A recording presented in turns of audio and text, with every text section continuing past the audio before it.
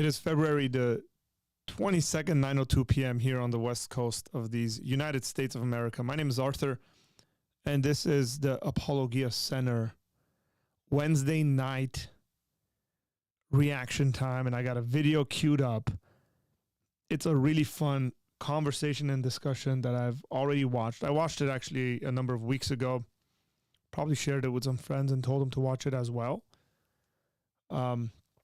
It is a conversation on the show is called Uncommon Knowledge, and it is by the Hoover Institution, and it's got Tom Holland on, Andrew Murray, and Stephen Meyer.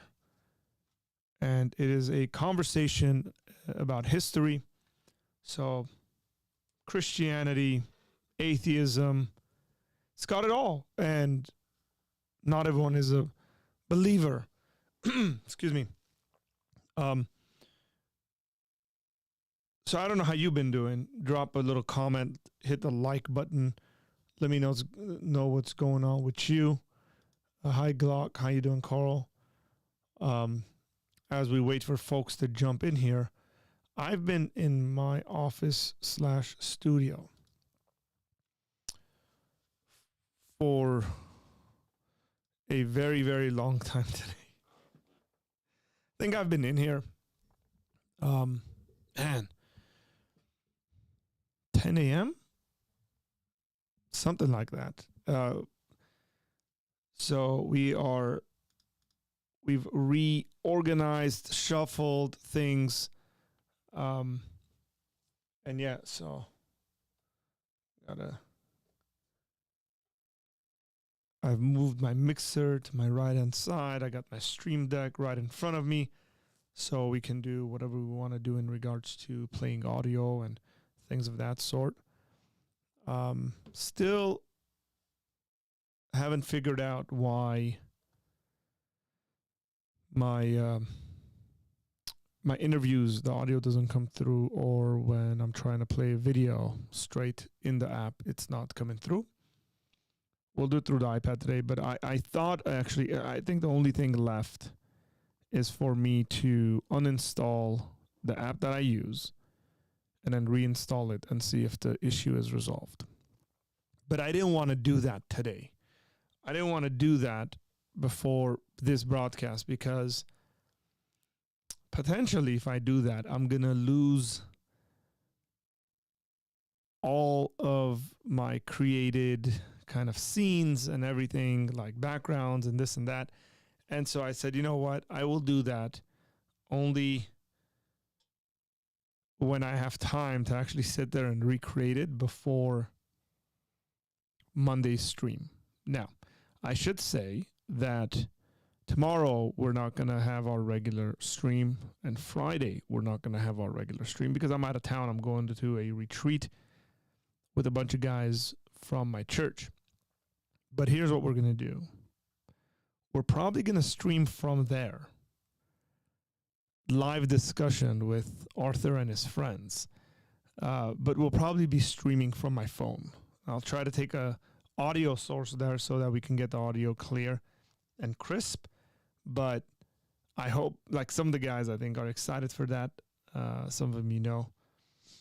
So I'm excited for that. I think it'll be fun. So we'll come at you with some stuff. So yeah.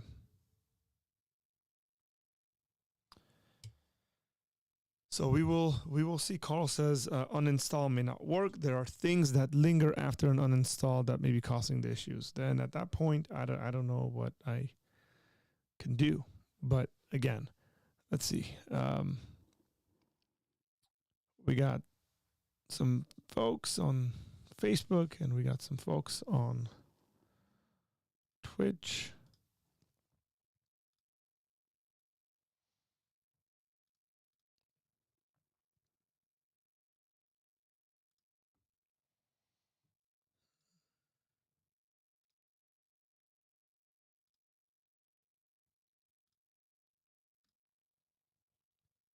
So maybe so. I don't know what else I can do. We'll talk, Carl. I'm sure you'll be of help to me on some of these issues. I had a brilliant night last night, by the way. I spoke at a church about apologetics, and I thought that was really cool. Really enjoyed myself. And I think they reinstalled Mac OS and then reinstalled the app. You just complicated it.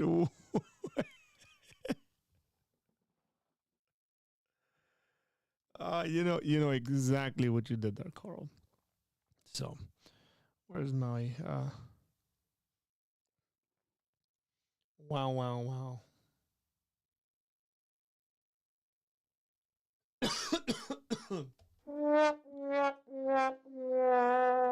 That's for you, Carl.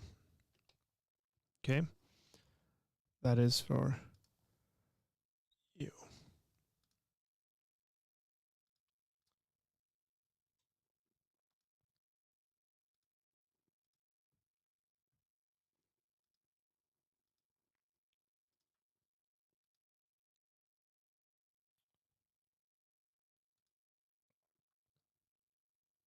Getting everything squared away here, guys, okay? So we can just jump into this. Let's say hi to everyone. Carl, we said hi. Armando, what's up? Jewel, how you doing? Tilly Hawk, what's up? PT in the house. Good evening, gentlemen. There might be some ladies in here, PT. Atheists appreciating Christianity. Did I miss the rapture or something? Just hang in there a little bit.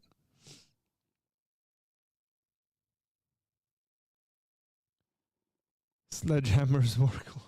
Yeah, not on my computer.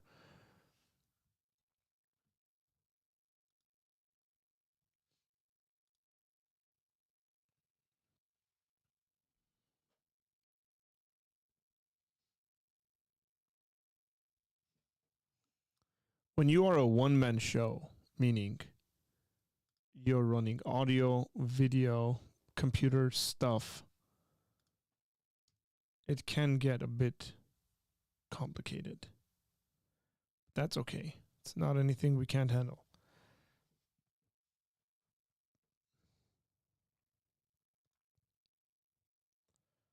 We're looking good on all fronts.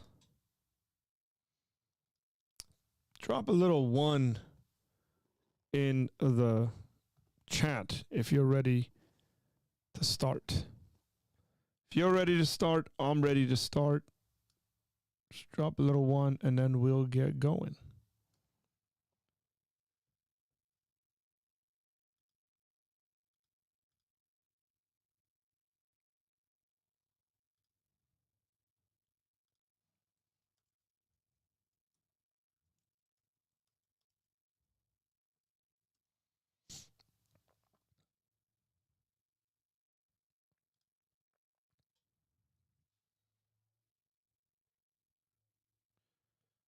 There we are.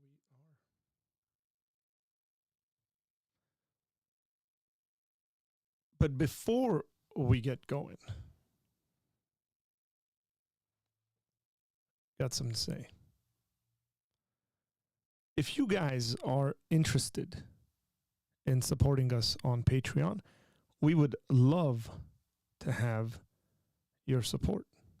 So if you would go to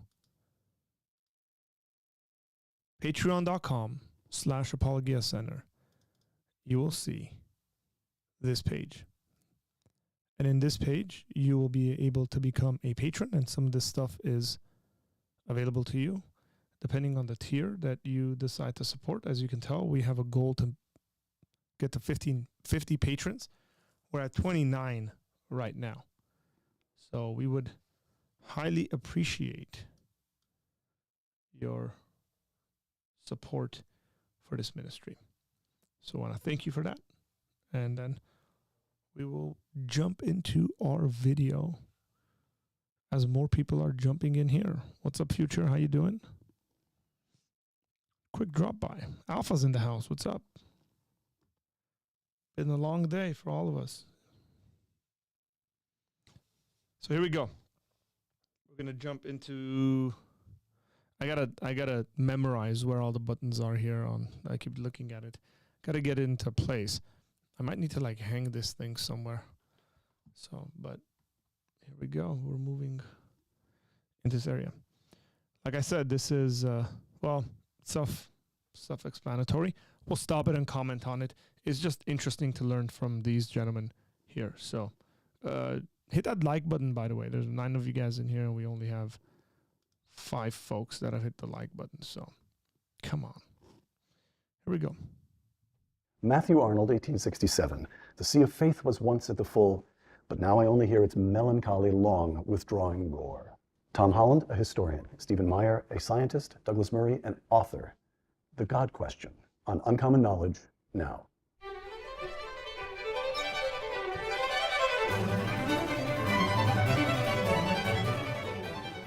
Welcome to Uncommon Knowledge. I'm Peter Robinson.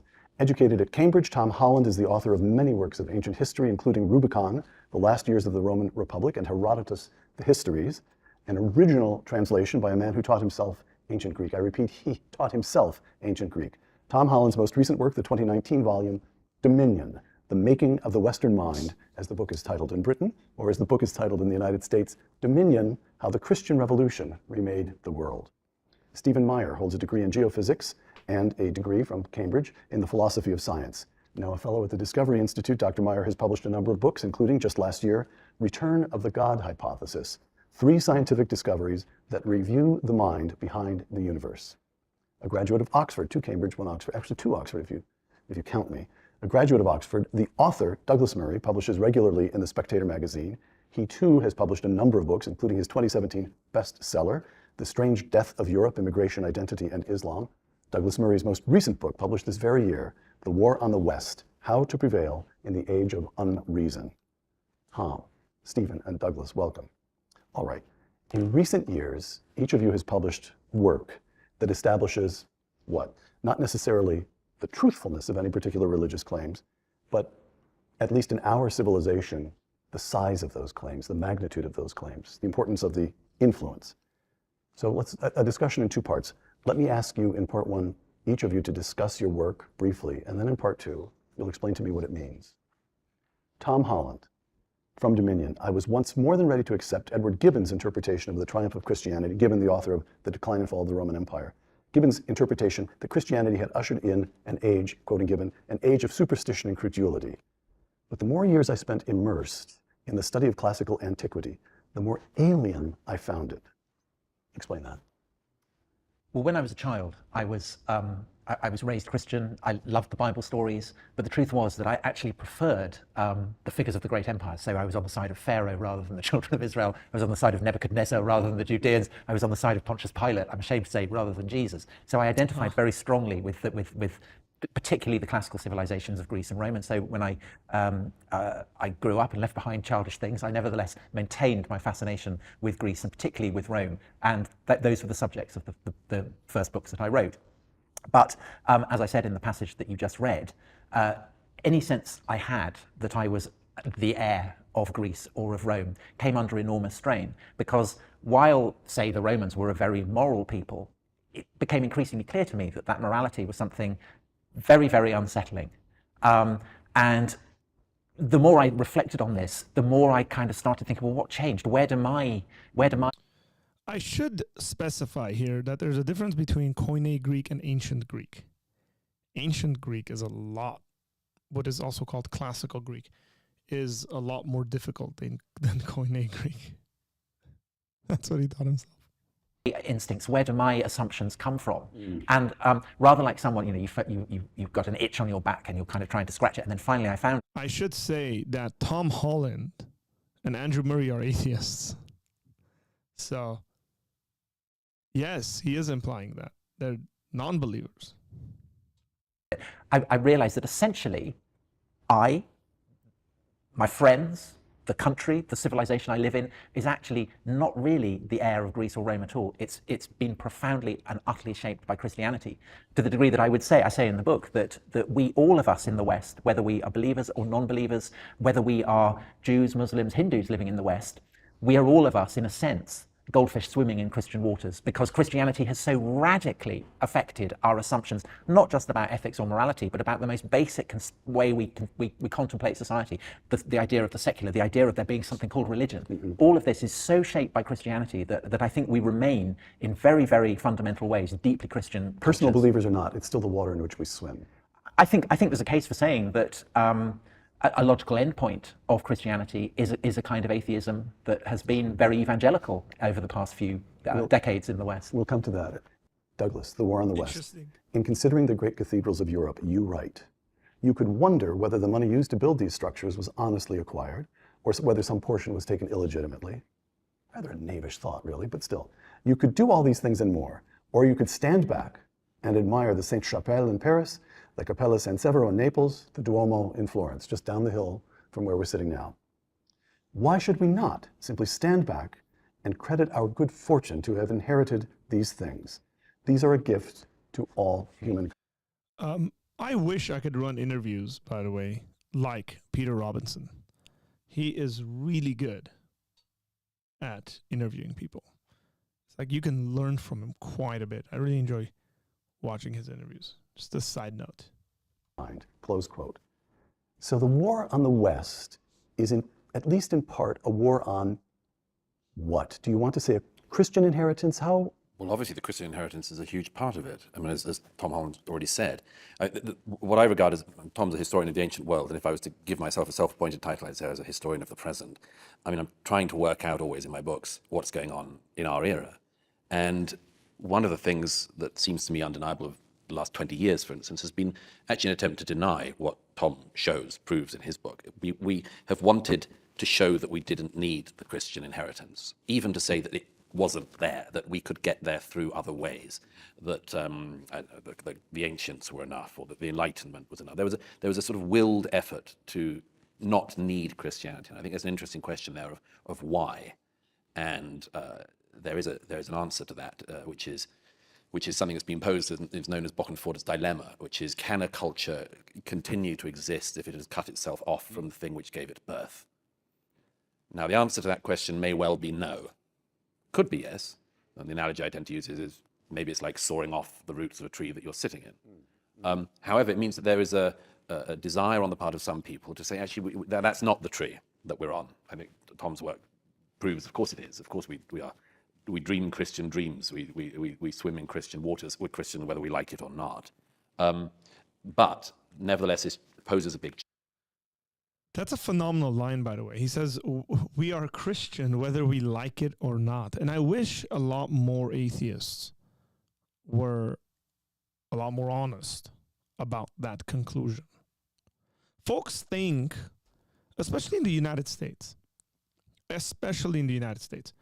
lot of atheists think that their presuppositions, their moral intuitions, all that stuff that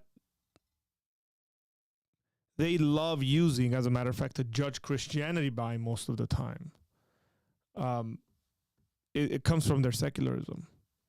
The reality is, it doesn't.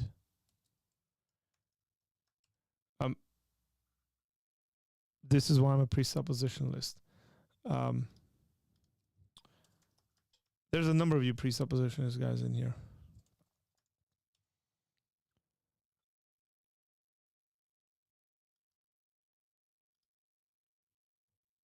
No, he's not a Christian, by the way.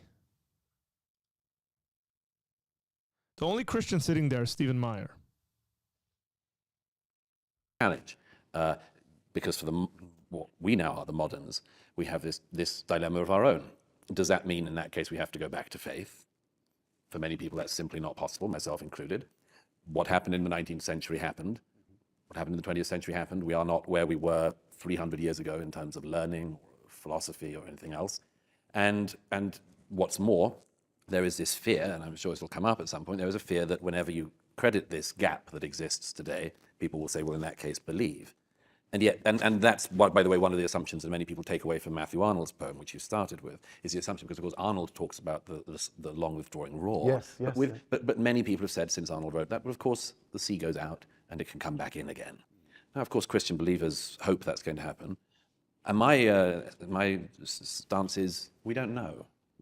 We don't know what it is we're going towards. Maybe we are in the position that people in the ancient world were when In the end, people lost faith in the old gods. The temples were no longer visited. Something else took over. If you visit many churches in Europe, you can't help thinking that something like that must be underway at the moment. What do you do with these buildings in the center of all of our villages when nobody goes into them, other than as items of archaeological interest? So give me That's the name sad. of the dilemma again. Wochenfurter's dilemma. He's a distinguished German jurist of the late 20th Which is why I'm century. having trouble catching the name because there's a in the middle.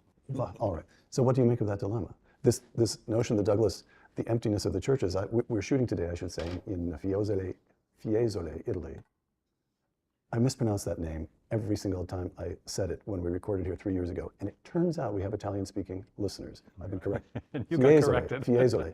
Here's what I discovered walking around Florence. The place down the hill, the place is small. But the churches are beautiful, and they're cool, and they're empty. Lovely place to go for a walk. What do you make of that? Well, I see the repudiation or the decline of institutional Christianity. The paradox is, my paradox, for what it's worth, is that in itself is an expression of the distinctive character of, let's call it Western Christianity, Latin Christianity. At the molten core of Christianity is the idea that you can be born again, that you can be washed in the baptismal waters and emerge a new being. And what happens very distinctively in the Latin West, in the 11th century through the 12th century, is that this paradigm is applied to the whole fabric of society. It becomes the ambition of radicals who seize control of the bishopric of Rome, the greatest see in the Latin world, that they will cleanse the whole of Christendom, that they will purge the radiant white robes of the church from the grubby, pouring hands of kings and emperors, who also claim a stake in the dimension of the supernatural. And over the course of the Middle Ages, we see twin dimensions emerge. One of these dimensions is what, since the time of Augustine, has been described as the cyculum, which literally means the flux of time, people born on the flux of time heading towards oblivion. That is the fate of fallen mankind. How can mankind be redeemed from that? Well, it can be redeemed by the religio, the bond that can join us to the eternity of heaven. And that is what the church provides. So for the reformers, there are these twin dimensions of the cyculum and religio. And over the course of the Middle Ages and then into the Reformation and into the modern period, this emerges to become idea of the secular and then of there being something called religion. But what happens in the Middle Ages is that the kind of the lava of that initial rebellion, that initial process of reformatio, of reformation, calcifies. And the rebels of one age become the elites of another. And this generates the revulsion, Luther's revulsion, Calvin's revulsion, that generates the Reformation. And in the Reformation, you see what early Christians had done towards the Roman world, the tearing down of idolatry, the banishing of superstition. Only now it is the Roman Church that is seen as something to be torn down. That is a kind of abiding Christian impulse. Moving into the Enlightenment, into the French Revolution, the Russian Revolution, you see exactly these same instincts, only now it's not just the Roman Church that is the target of this repudiation, it's the whole fabric of Christianity. But the instinct, the paradox, say, of the French Revolution is that when the revolutionaries are tearing down the privileges and the fabric of the churches... Renaming Notre Dame, what was it, a Temple of Justice? Temple of Reason, Temple yes. of Reason, right. Yeah, they're doing it for deeply, deeply Christian reasons. And that's why, I said at the beginning of this, that there is, I think, a kind of inherent I hope you caught that, okay? So he's saying these people who are rebelling, there's this revolution, right? He's mentioning the French Revolution here. And he says they're tearing down these churches, but they're doing it for deeply Christian reasons without even realizing. Maybe we could say the same thing as to what's going on in our society, in at least the United States, when it comes to the conversation about race and sexuality. Consider the way people think about this and the reaction they bring. And then and it's sort of sad because sometimes Christians tend to be on the wrong side, or not wrong side, but miscommunicate some of these things. Maybe one of the questions that we should be asking as conservative Christians, if you are one, is, I agree with you, racism is wrong. But I have a foundation as to why racism is wrong. And you think racism is wrong too, but where do you get your foundation for racism being wrong? If you think we should, so people who talk about sexuality and gender, right, the alphabet kind of stuff, maybe our response should be, I agree that people are equal because they're made in the image of God, sinners and saints alike. But the subject that you're thinking about in regards to gender differences, whether we can be equal ontologically, and then roles, and like, where are we getting all this stuff from? You're ultimately, people are asking for justice, right? They're saying we want there to be equality and justice, according to Tom Holland, I think, if I'm reading him properly. And I've read his book, Dominion, and I've listened to plenty of interviews from him. According to him, these are very Christian ideas. And within Christianity that moves towards atheism, because even before Christianity, the impulse of the Hebrew prophets is to condemn the gods of the Egyptians or the Babylonians as so much stock or stone, and to tell people that there is no divine manifest in springs or on the top of hills. The reformers are doing that in the Reformation. Materialist scientists now are doing that. The process of banishing the super, desacralizing the world, is an incredibly Christian one. Surely we have, I think, sure, I say So, surely, again, I'm sure of this. New Reformation apologetics. He's not saying they were Christian. He's saying they had deeply Christian reasons for doing what they were doing. The idea there being that they didn't even realize how Christian they were as atheists. Now he's using the word Christian here in a worldview sense. Influenced by Christian worldview. Let me say something, guys, and I'm not saying that New Reformation apologetics is doing this. American evangelicals, I put myself in this category. Those of us who do stuff like this, those of us who are a lot more active and participate in conversations and engage in dialogue with people who disagree with us. We really need to learn to listen to what people are saying before we jump the gun and start criticizing and even at times attacking them. Okay? We really need to be better listeners. Just a side note. I'm not. René Girard would draw the distinction between Christianity proper and hyper-Christianity, which seizes upon, and this was Girard's, the point you just made, as far as I understand it, was extremely close to, if not exactly the same point that René Girard was making, which is hyper-Christianity is actually quite dangerous. There's a notion of egalitarianism in Christianity.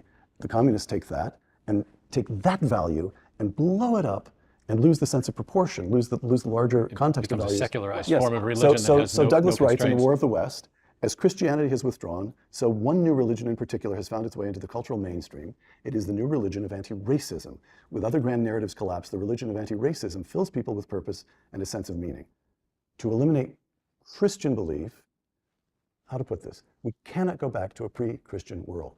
That at a minimum is, Tom's point is that at a very minimum. Well, right? we can though. We've tried it certainly in Europe with fascism. Fascism was, on one level, deeply, it was fascinated by the future. It was fascinated by tanks and airplanes and shiny new equipment. But it was also deeply backlooking. There was a conscious effort to go back to the pre-Christian world. Yes. So Mussolini is identifying with Augustus, and Hitler, actually, unlike Himmler, Hitler was very much identified with both the classical Greeks and the Romans. He saw them as Aryans. And Freud made that statement that the Nazis were not were some kind of harkening back to the folk, the pagan past. Well, yes. Yeah, and by the way, I'd just add one other thing to that, which is a point that David Berlinski's made in a book, that actually, if you look back at the 20th century, what is the one thing that the murderers, gangs of Pol Pot, and Hitler and Stalin and every other despot of the 20th century, what's the one thing they all had in common? None of them thought that God was watching. But Douglas, I would distinguish the Nazis from those inspired by communist ideology. Yeah, communist ideology bears the DNA of Christianity. That was millenarian. Yes. That was Yeah, kind of because it's all millenarian. about the last will be first, the first will be last. Yes, Dives and Lazarus, it's all there. It's a The thing secularized form of Christianity that denies that God is watching, and with therefore all a deep, things are with lawful. a deep strain of the apocalyptic, this idea that the world can be born again, that New Jerusalem can be born. The thing about the Nazis is that, unlike the French or the Russian revolutionaries or the Chinese revolution, the French and the Russian revolutionaries, who were bred of the matrix of a Christian society, unlike them, the Nazis consciously repudiate not just institutional Christianity, but the fundamental values of Christianity. And they, Paul says there is no Jew or Greek. The idea of a kind of universal human dignity is fundamental to Christian ideology. They reject that. As to Marx. But not to the Nazis. Yeah, Right. but, and also the other core one, of course, that they reject is, and I said that the image of the cross symbolizes the idea that the tortured triumphs over the torturer. That is not what the Nazis believe. The Nazis believe that the strong should crush down the weak. And they do it for the Nazis do it not because they want to be wicked or evil. They do it because they think that is what is morally justified. If I can make a couple of points quickly, one thing is it's noticeable that we've devolved onto discussion of the Nazis, but there's a reason, which is that we also live still in the shadow of that. We certainly do. And Europe, where we're currently sitting, lives under a previous shadow as well. When David Berlinski is the man. I don't agree with everything he has to say, but I really enjoyed listening to David Berlinski. Pope Benedict visited England, and my friend Rabbi Jonathan Sachs gave an address to Pope Benedict in which he said something very important. He said, the peoples of Europe didn't lose faith in God just simply because they lost faith in God. They lost faith in the idea of the peoples of God being able to get on with each other. Europe, That's an interesting point. People know, in the 16th century was a hellish demonstration of the fact that religion brought war, brought turmoil to societies. In the 20th century, we have to work out. This section here, what he's saying, is a rebuke to Christians. And we should listen to it very carefully. How we have God after this, and we're still working that out. We're nowhere near a conclusion if we could ever get to one. But it's interesting that everything must always be polluted by it, because it's another one of the reasons why the peoples of Europe and the peoples of the Christian world moved away from God. That's such an interesting observation, Douglas, because in essence he's saying that we've lost faith in God because we've become disillusioned with ourselves. Mm-hmm. And I think there was an interesting piece in the New York Times a couple of summers ago by Ross Douthat, the very thoughtful columnist there, who is also, I think, a Catholic believer. Mm-hmm. And he was raising the question, and it's the same question I'd like to raise, which is, given all that's happened in the past, and given the human failures and the wars of the last century, is it yet still possible to rethink the God question? Because we didn't reject God because of a lack of evidence for the reality of God in creation or in our world. Instead there's an intellectual antecedent. There's the Enlightenment in the 18th and 19th century. There's the 19th century scientific materialism, but then there's also this background of the human nature problem expressed in the religious wars. But if we look at the evidence itself, historical or scientific? I mean scientific evidence, right. and I also think there's been a great shift in philosophy away from there were these very facile disproofs of the possibility of the miraculous by people like David Hume and the Enlightenment. I think those are, most philosophers regard those as very weak arguments indeed. But I think the scientific evidence, to me, I had a long, myself, tortuous religious conversion. It took about 7 years. It was anything but a Damascus Road experience. I overthought everything, but finally settled. And it was soon after that I began to encounter these scientists at major meetings who were themselves having intellectual conversions to some form of theism and later even to Christianity. Alan Sandage, a notable figure, a great, long-time Jewish agnostic cosmologist whom I heard speak early in my scientific career, and he shocked the audience by explaining how he had come to a belief in God, not in spite of the scientific work that he did, but in large part because of it. He was one of the scientists who was documenting the expansion of the universe. And Douthat, in this piece in the New York Times 2 summers ago, said, look, in light of some of these developments, he was talking about, the one he cited was the fine-tuning argument that the physicists are talking about, that the universe not only had a beginning, but it's been finely tuned against all odds and for no underlying physical reason to allow for the possibility of life. And some of these developments intellectually, I think, ought to cause us perhaps to rethink that default materialism or atheism that we all inherited out of the 19th century. Now we have two modes of thought taking place here, as far as I can tell. You're talking about the evidence, the scientific evidence. I don't know how you respond to that, but I'm a layman. That strikes me as very compelling. That has to be taken into account. That new evidence can no more be unknown or undiscovered than can mode of thought number 2. Just a moment. Remember the trenches in the First World War? Those were Christian nations. That was pre-Nazi. Those were all Christian nations engaging in slaughter of each other on an astonishing, massive scale. It's a huge question. Where were the statesmen to stop that? Where was God? Where was God? These are things that also the history cannot be unexperienced or unlived It wasn't either. just the Second World War. I mean, Christian faith for many people died in the Somme. But I think that something has to be observed here, which is what Stephen says, which is that if you're a person of faith, that Americans, this is, unless you're an astute student of World War I and World War II, and what World War I and World War II did to Europe, Americans have a really, really hard time understanding some of these claims and some of these things, because these are wars that were fought literally in the backyards of these folks. right? Their fathers, grandfathers. Like, Americans participated in these wars. Americans participated in these wars, but these wars were not fought in our backyard.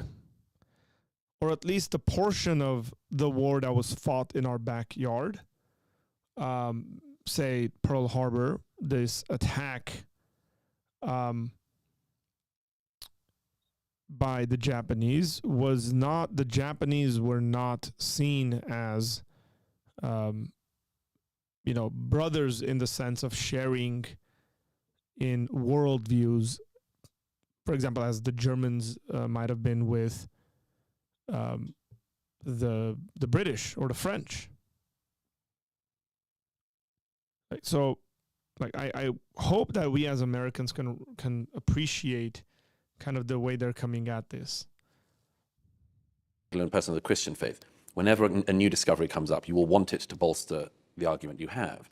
Now, the problem I can say is that many atheists will take the same line, albeit the opposite way, which was that they will hope that it will bolster their case. My own view, of course, remains we just don't know. And it seems to me that Christians will want the answers to be Christianity. Atheists will want it to be atheism.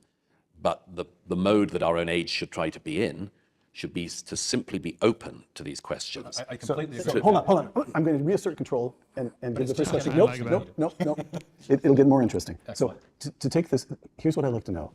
What I'd like to pursue next is, what do we need, A, and B, what is intellectually tenable at this stage in the scientific discoveries cannot be unknown, and the horrifying experience of the 20th century cannot be unlived and should not be forgotten. Okay, 2 quotations.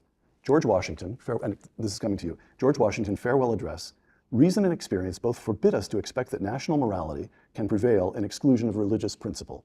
National morality. He's talking about an old-fashioned idea, virtue. Tom Holland. National morality.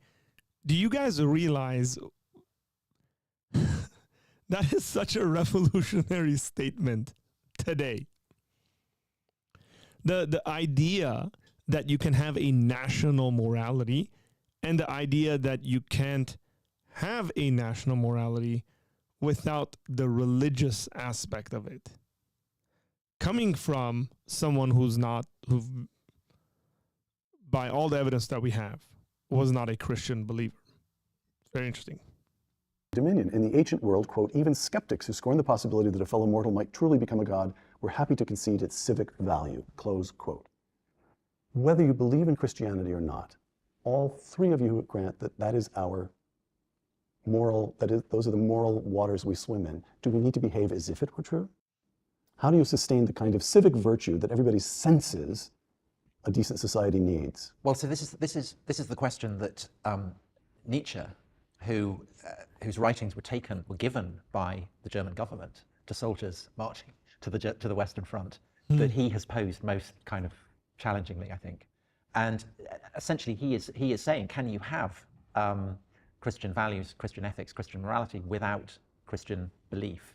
And his take, which has been very, very influential on me, is that communists, socialists, liberals, Nietzsche was particularly contemptuous of the English-speaking brand of liberalism, are essentially Christians Monkey. They think that they have cast off. Think about all the liberals that that love quoting Nietzsche, and Nietzsche didn't like liberals. Christianity, but they haven't really.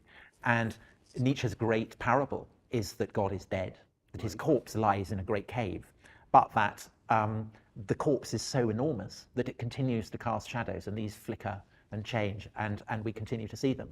But that in the long run, this will generate convulsive process of change. And to be honest, that prophecy came true in the Third Reich.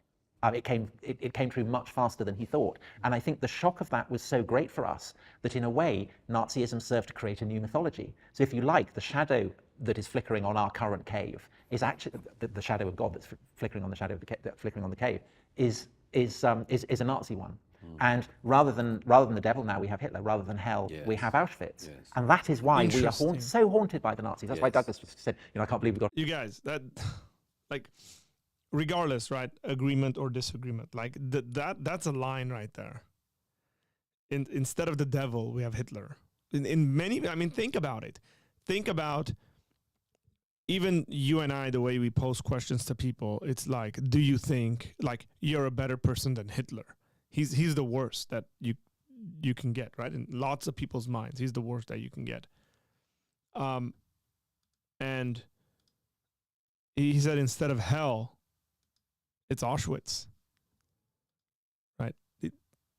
That's a brilliant line, guys. Just appreciating it.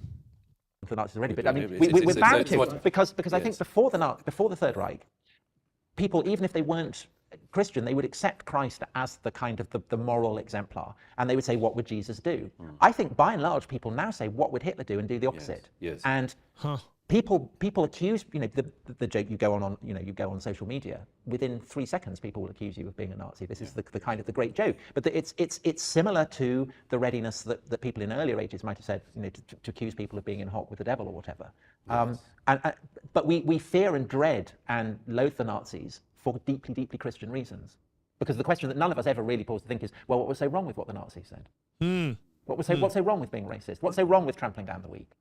By the way, our friend David Berlinski says the Holocaust was like the crucifixion. It was an event that changed everything. Yes. Which is fair. Of course. I mean, in Celan's most famous poem, there's a terrible line, remember, Tod ist ein Meister auf Deutschland. Death is a master from Germany. All right, so back to, while I've got these two Englishmen all around this, so Charles, King Charles, gives a speech. Douglas is now an American. I'm not an American, I reside. You reside in America. You reside in America. I pass. Englishman in New York. Sting. You don't pass for 1 second. Pass. You don't pass for 1 second. Charles, King Charles, it is the year 2022, and the evening his mother dies, the evening of the day on which he has become king, he gives an address to the nation in which he speaks about the special relationship of the crown to the Church of England, in which his own faith resides. The role and the duties of monarchy also remain, as does the sovereign's particular relationship and responsibility towards the Church of England, the church in which my own faith is so deeply rooted. This is what? A hopeless anachronism? Useful to the nation to continue some sense of continuity with the English Christian inheritance? What do you do with this? If I could try to tie that up with what you said earlier, but of course Thomas Jefferson took the view that the civic virtues of Christianity were such that you could pretend to do it effectively, even if you didn't do the believing. And there's an interesting, I mean, there are people who believe in belief. I might be one of them. It's something that people can do. It's a good thing. It's all the data. Not a crazy position. All the in a data chaotic shows world, that right? you're going to be happier if you're a believer, and much more. In Britain, the established church has a very distinctive function, which is to effectively own the practice, rein in. How would you put it? Somehow temper the enthusiasm of religion, contain it within the state. It was a very important statement that he made. King Charles had in the 1990s toyed with this idea that he would, rather than take the title Defender of the Faith, would somehow be Defender of Faith. Wow. And this is interesting because of course our own age has got a lot of. How are you going to do that, by the way? Through it. It's like, how's Charles going to do something like that in this weirdly religious society or whatever like that? I mean, because traditionally Christian society, defender of the faith, and now is like defender of faith, but like nobody's going to give you any room to represent Islam, right? Nobody is going to give anyone any room to nobody's going to give the King of England any room to represent Islam unless he became a Muslim. Then that would be really weird for a Muslim guy to be the head of the Anglican Church, right? That would be interesting. Thoughts upon a time. Can you speed up the video? The video is sped up. It's at 1.25 the speed. Hybrids of bits of Christianity, a bit of Buddhism, usually quite a large bit of Buddhism, and there was a sort of idea maybe he's going to do that. In which case, several things, including the established church, would have actually been in serious trouble. Right. He resisted that. He did a thing I think which is correct, is to say, no, this is one of the titles I've inherited, and I'm the defender of the faith, and that's just what we've inherited in England, in Britain. I mean, just specifically on the mystery of royalty and Christianity. I think that one of the problems for institutional Christianity, for the churches, is that in a way they've been too successful, that their teachings have, in a sense, been nationalized. So particularly in European countries, perhaps more than the United States, but still in the United States, education, health, all these kind of things that previously were the responsibility of churches have now, they've been secularized. And in a sense, the church itself has been secularized. It's the instinct, I think, of certainly in a national church like the Church of England, of many of the priests, is to identify with the kind of the preponderant ideology of the age, which is a secular one. My own personal feeling is that that's a terrible mistake, and that Christianity is nothing if it's not spectacularly odd, if the strangeness, the weirdness, the mystery is not... This dude is dropping bombs. Like, seriously. He's like, it's not nothing unless... Christianity is nothing unless it's odd. Like, it's got to stand out. You can't secularize it. You can't contain it. You can't secularize it and say, here's this, like, very tame, confined sort of thing. Right? It is everything except tame, I would say. Now, I'm exaggerating here a bit. Forgive me for my enthusiasm, but the reality is that Christianity is such a sort of thing that that so heavily relies on God and His working and His word, that if you are the state that is trying to force yourself upon Christianity and control it, Christianity is going to be that prophetic voice that we so often see in the Old Testament that speaks out against you, right? Christianity is going to be that John the Baptist voice that speaks against Herod and his illegitimate marriage. You cannot contain it like that. And he's saying, just let it be. And it's coming from an atheist. I love it. This is why I like this man and his writings. And maybe there should be a challenge here specifically to conservative, Republican Christians. Let us not lose our prophetic voice against the state, because that's a part of our calling as a Christian. Let us not ignore the prophetic voice that God has given us in regards to what Scripture teaches. Let us not lose that because we have a lot of friends, right? We have a lot of commonalities within, say, the Republican Party. Let us be prophetic no matter what. That's a strong point, man. That's a good one. And space to breathe. And that comes across so beautifully in your writing, Tom. Well, but so it struck me... The preface of your book it really is jarring, because if you swim in Christian waters and you forget just how odd it is. But it struck me very powerfully with the funeral of the Queen, that people were being touched by the strangeness of it, by the sense that the Queen was anointed. This is a ritual that goes back 1,000 years in England, but ultimately goes back to ancient Israel, to David and to Solomon. Yes. And people felt themselves touched and moved by something strange that they didn't understand. And it was a rare moment where a sense of the weird was allowed to enter into the very heart of the state, and people were stirred by it. And I think that it would be a terrible mistake for the new king if he, if presuming he wants the monarchy to survive, and indeed the Church of England to survive, if he was to stint on the element of the strangeness within the coronation. I think he should absolutely play it up. I've got a very quick observation as well, if I may. I completely agree with what Tom just said. There's a specific difficulty for Christians, which in certain other religions doesn't exist. And let me give an example, which is Judaism. Some years ago, I said to a rabbi friend, an Orthodox rabbi friend, I said, a rather rude question, I said, would you agree that many people who come to your synagogue do not believe in God? And he said, most, I'd have thought. Interesting. And I said, well, what lesson do you draw from that? And he said, this year in the UK, 98% of British Jews will be celebrating the holy days. Now, I say that because in Christian terms, when there are reasons why Jews can be practicing without being believing. And there was a debate about believing and belonging. Well, yes, but what does it mean to be a Christian who wants the Christian tradition to continue, but cannot go to the church, or thinks other people can go for them? All right. Well, this is what I appreciate about these two gentlemen so much, is that they both have this deep appreciation of the importance of Christianity and genuine belief in God, and at least in Douglas's case, can't quite get themselves over the line to belief. I don't quite know where Tom stands on that, but I'm used to engaging these very angry atheists who hate Christianity and hate belief in God.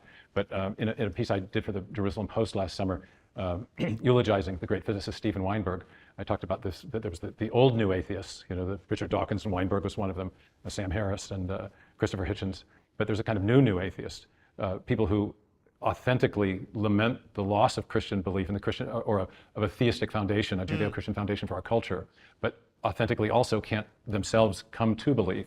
And I have hoped that my own work might open up that discussion in a new way, because we've inherited all this baggage from the Enlightenment and the rise of scientific materialism, figures like Darwin, Marx, and Freud from the late 19th century who so shaped the worldview of the 20th century.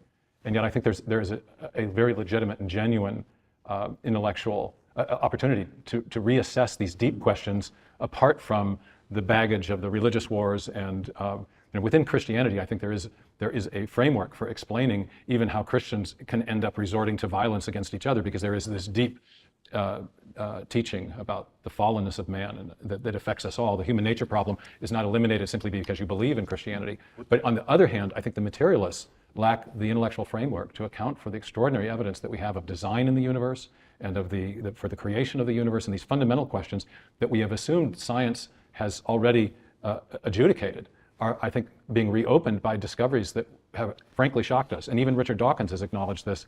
Last summer he talked about he was knocked sideways with wonder at the discovery of the digital signal, or the digital processing of information inside cells. It was not anything he expected from his blind, pitiless processes. Stephen, let me hit you. Yeah. And I do mean to hurl it at you. Excellent. With I said, a let me passage hit from St. Paul. This is 1 Corinthians 15.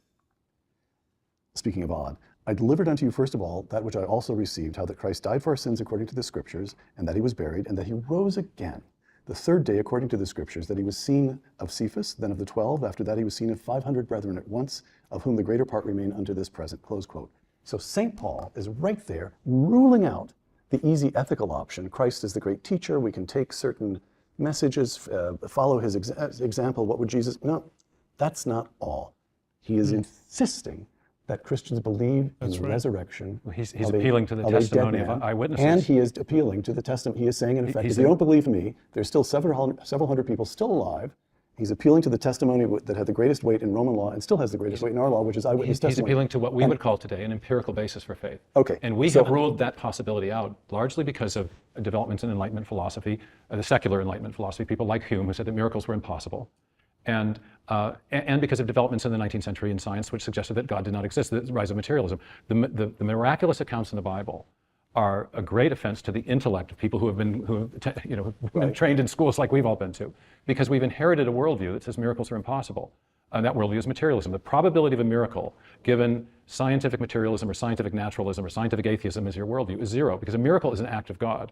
If God does not exist, there's no possibility of a miracle. And then when you read those the documents of the Tanakh, the Hebrew Bible, and the New Testament, you necessarily have to simply deduce that the events that are recorded could not possibly have happened because miracles are impossible and there is no God to exist. But if there is now a case, and I don't think there's ever not been a case for the reality of God, but I think the case has gotten so strong, and scientific atheism has become itself so weird in opposing it. We now have the multiverse hypothesis as an alternative to the evidence of design we have in the fine-tuning. My main work has been about the evidence of design at the foundation of life in biology, the digital code that's in the DNA. And to explain that, the chemical evolutionary theorists and secular evolutionary biologists have not come up with an evolutionary account of the origin of information. Some of them are now talking about the information coming from a space alien, the so-called panspermia hypothesis. And so you're getting this very strange way in which it's now scientific atheism that is engaging in the formulation of ever more epicycles of strange hypotheses. So your point is? My point is the belief in theism is again credible. Let me frame it up. Yeah. Your point is that Big Bang, the discovery of fine-tuning, the discovery of unbelievably complex code, even in the simplest forms of life, that makes a belief in resurrection, Orthodox Christianity, intellectually respectable. It makes a belief in theism very credible. And that changes the prior probability, as the philosophers would say, of a miracle. And that means you have to reassess those biblical texts on straight up historical grounds without having a presupposition that precludes the possibility that there is historical support for the events recorded therein. Do you buy any of this?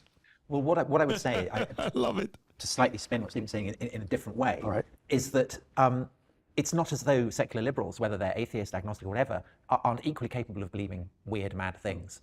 And capacity for belief talking in about aliens seeding. That's so good, right? Like, because usually it is framed in this way that, hey, we're a secular atheist, X, Y, and Z. We've given up superstitions. We've given up these weird beliefs. We've given this stuff up, and you know, dumb, stupid Christians, you're the one who's really into this stuff. And then,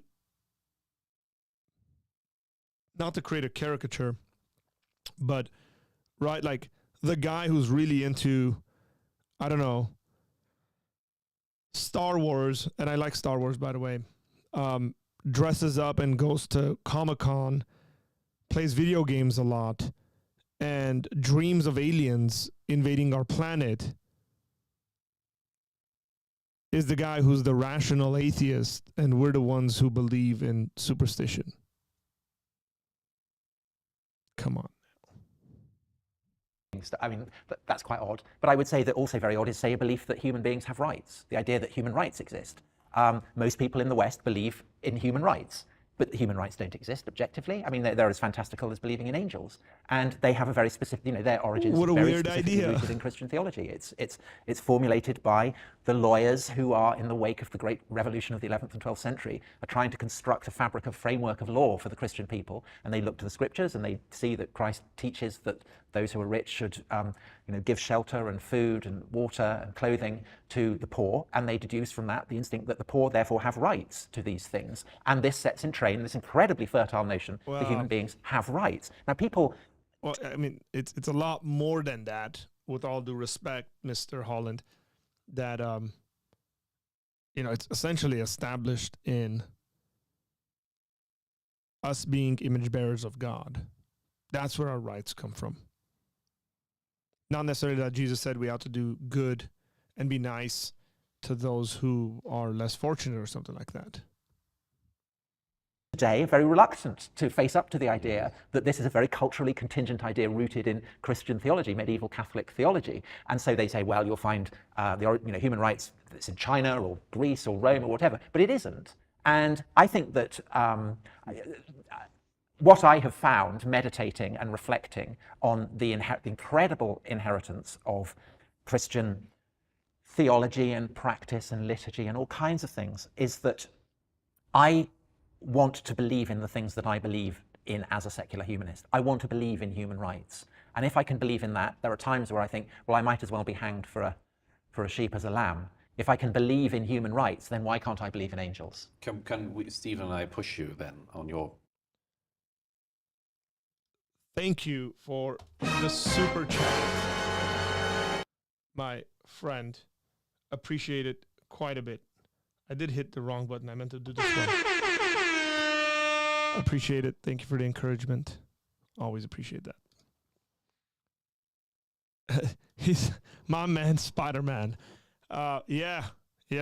This is the real Tom Holland. Belief. Well, so as a historian, in the West, you are the heir to two different traditions. You're the heir to the Greek tradition of history, in which, to be honest, the gods don't play much role. Certainly, they're present in Herodotus.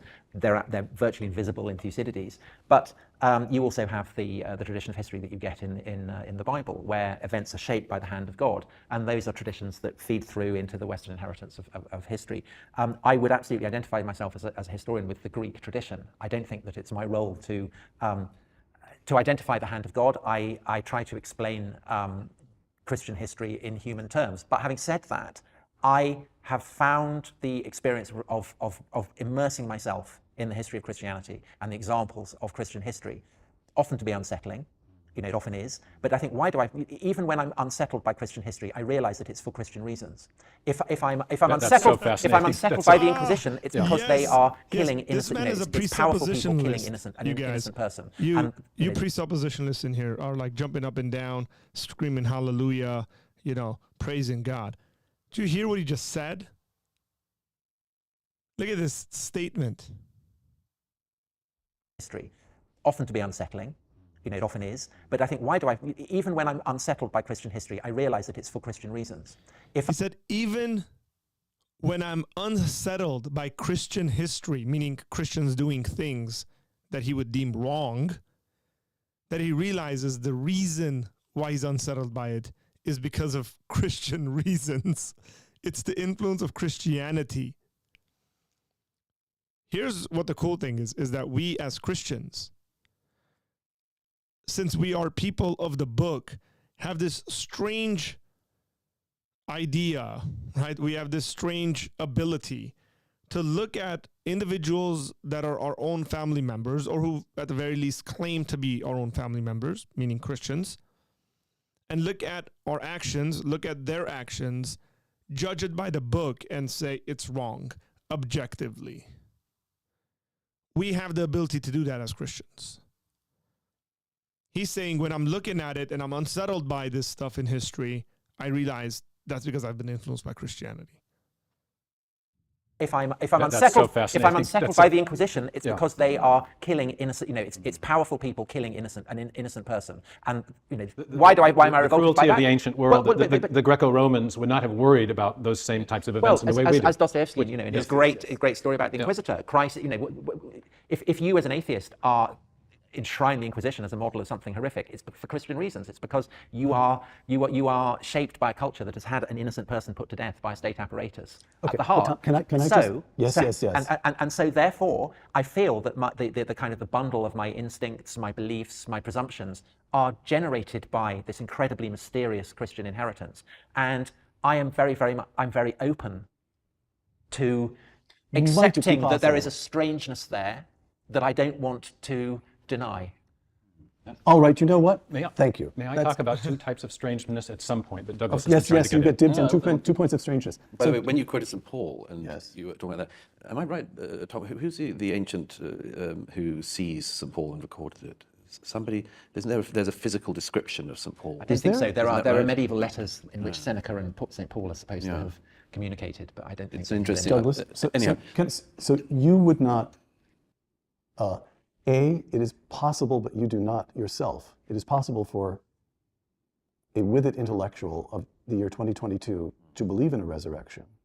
B, it's not possible. C, it's none of my business, and I shouldn't even be asking that question because somehow or other that violates I think all protocols. things are possible. I mean, But you see what I'm saying. I think this is that a very being raw claim. being a philosopher and practicing believing Christian has been a tension for many years now. I mean, it's not as though they don't overlap or can't overlap, but it definitely suffers a tension that it wouldn't have done, say, 400 years ago.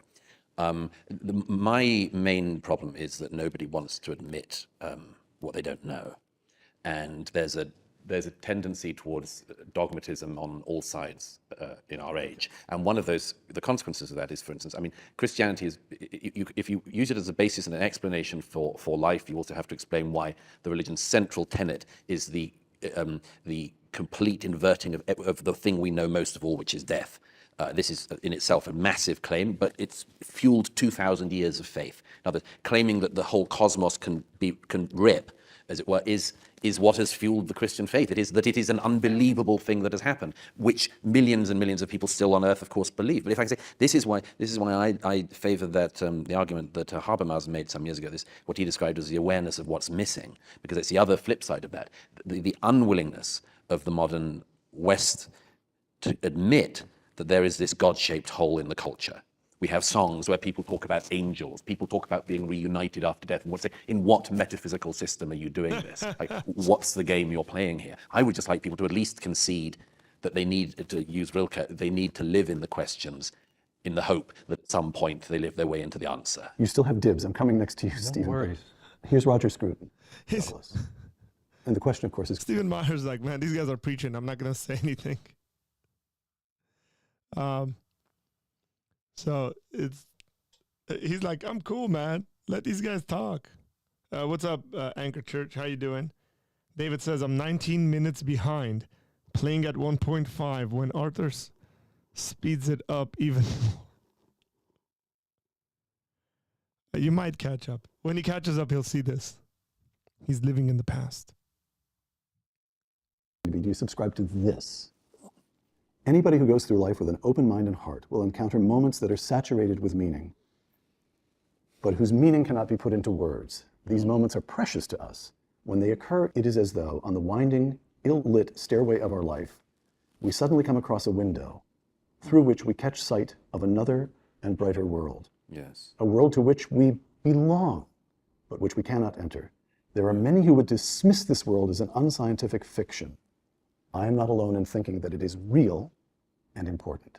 You could sign your name to that, couldn't you? I actually have the volume of essays that appears in as a preface introduction by me. And you know perfectly well that's exactly what I think it's a beautiful expression of something that Roger intuited, and so do I. It And that is deeply Christian, isn't it? well, Not explicitly, or I think it's somebody feeling that there is a nymph in a stream in Greece in the 5th century would probably say I thought something I the had same. Holland corralled at last, and now he's off on nymphs. Go ahead. well, here's what I say about it. Is that there, Roger is referring to a very important instinct, which is the thing that should always jolt a true atheist, which is that everybody in their lives will experience moments of awesome feeling of some kind, transcendence. It might happen with seeing a person. It might feel Beauty, things of that sort, it seems to me that, experiences that they're talking about are these transcendent moments where they go, it just can't be this. That's what he's talking about. Eros. It might be in human love. It might be in a place, in a building. It might just be waking up in the morning. Everybody at some point in their life has to contend with this question of what is this thing that I feel to be true and cannot reach. Christians would obviously say it's the Christian God. I think the rest of us have to say we'll live in the question. Stephen, speaking of questions. But if we have the answers. Well, a couple things. The arguments that first persuaded me of theism were actually philosophical arguments.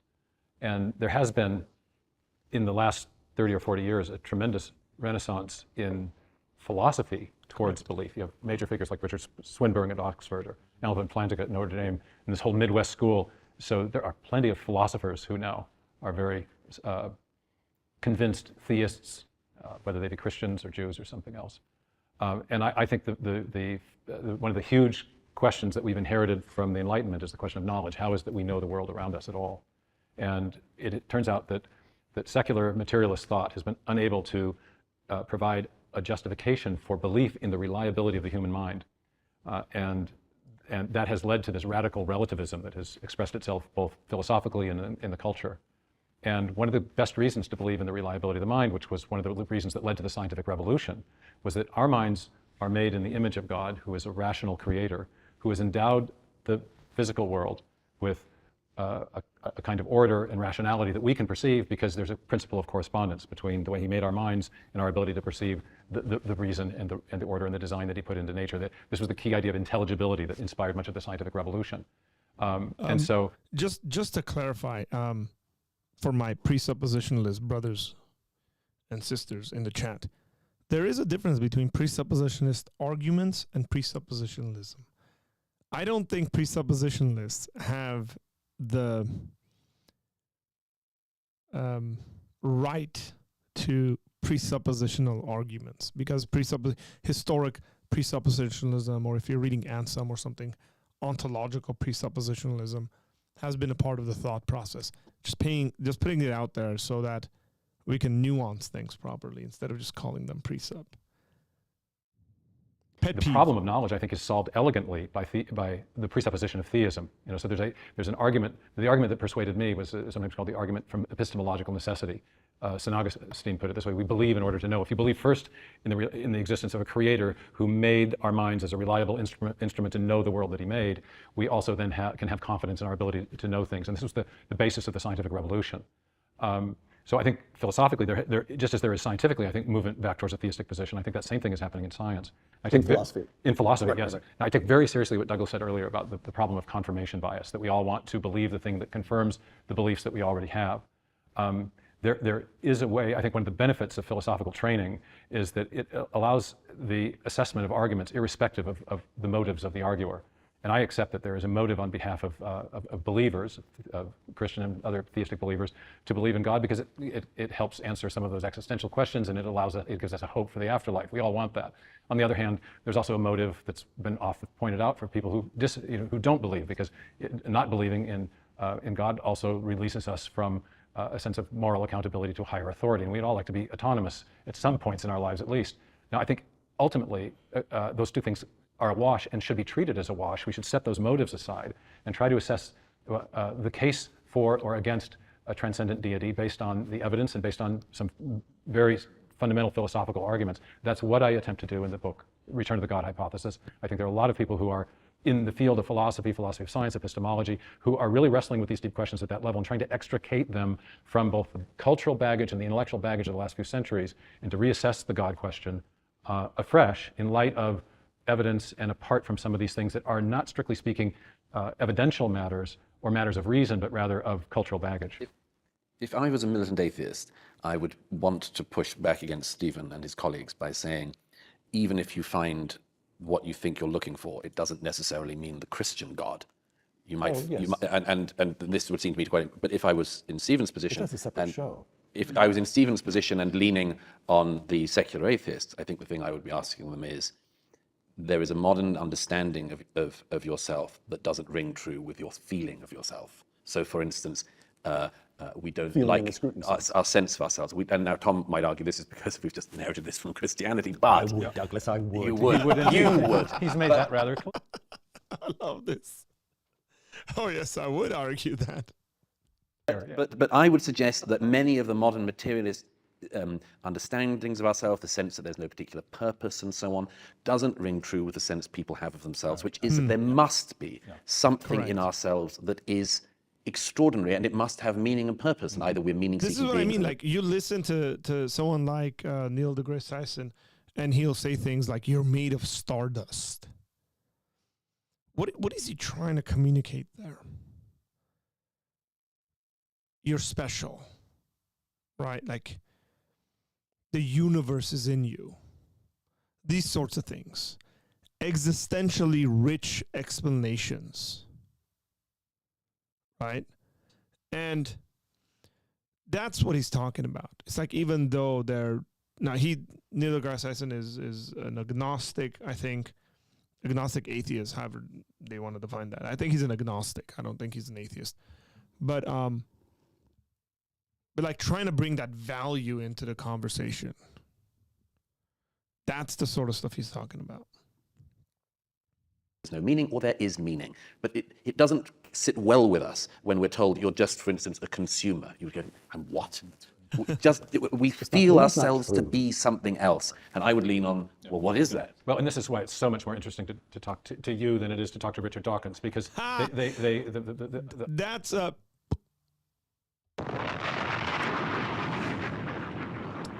bombs being dropped by Stephen Meyer. It's so much more interesting talking to you guys than Richard Dawkins. Yeah. Yes, it is.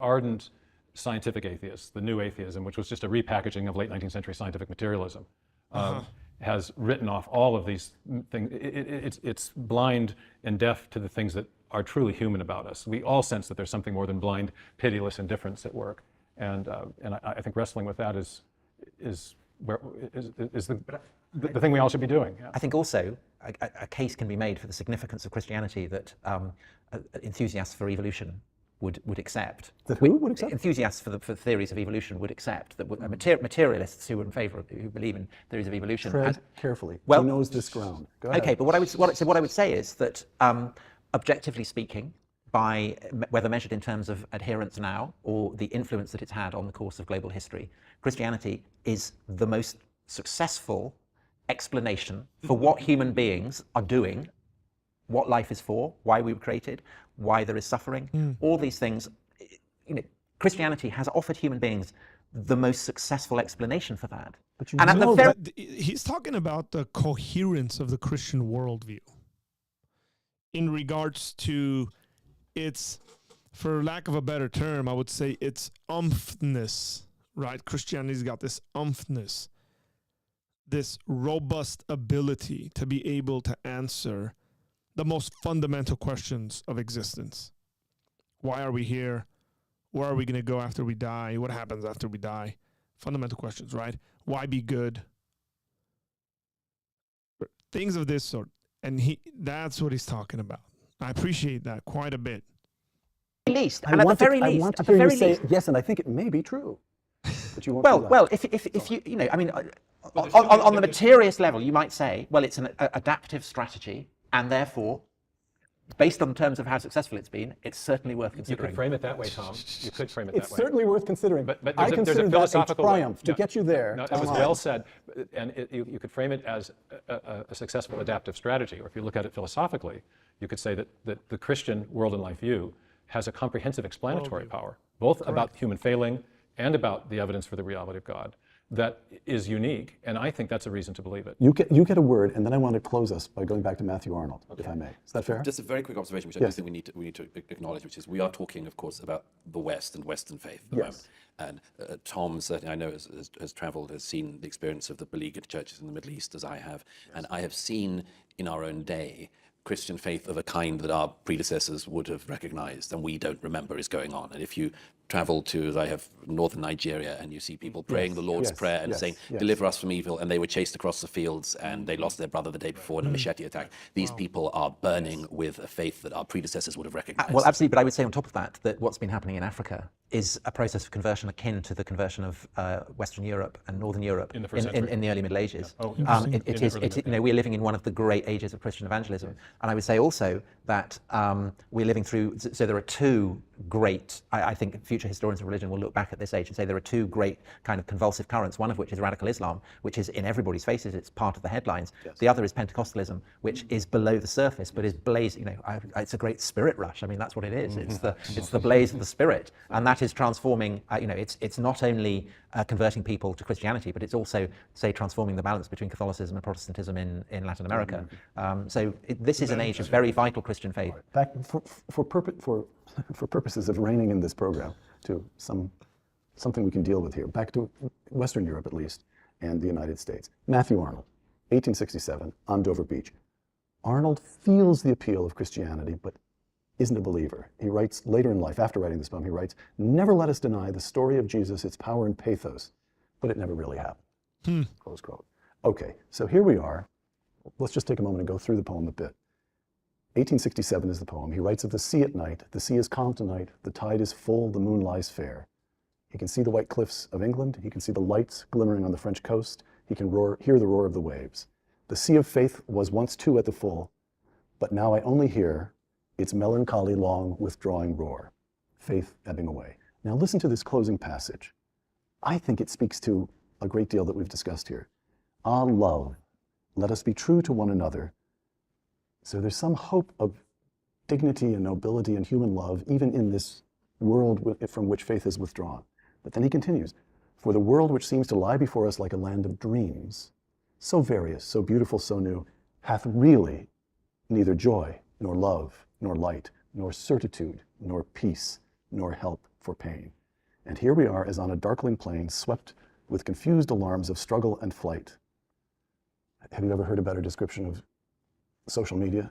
Swept with confused alarms of struggle and flight, where ignorant armies clash by night. Okay. So what do you make of this? Is that a fair description of where we stand now, where you think we stand now, that we're forced to look? No. No, not at all. I mean, we remain the heirs of the Christian way of understanding social fabric, our social responsibilities. They may be without the frameworks of overt Christian belief, without the familiarity with the scriptures, without church practice that had structured these patterns of belief in earlier ages. They may be going off in slaloming off. Whoa. What is... Hang on, guys.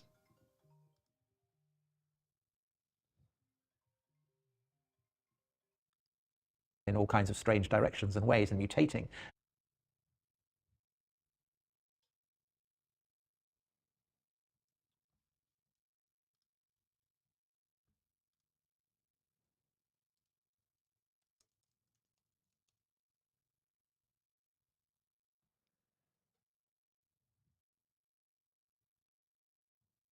think someone's trying to call in the.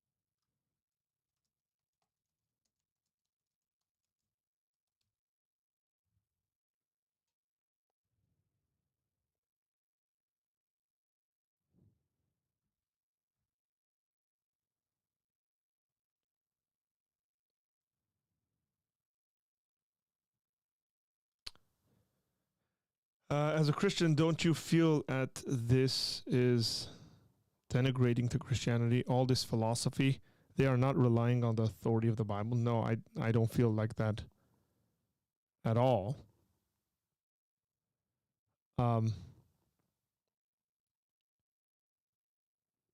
So I already know they're atheists. I already know that they don't care about that. Notice the title of this even is Atheists Appreciating Christianity. The idea is that I'm coming to it with individuals who have the ability, I think, to value Christianity and what Christianity is given to the world, and maybe in their lives are struggling with and have struggled with Christianity, but aren't yet at least there.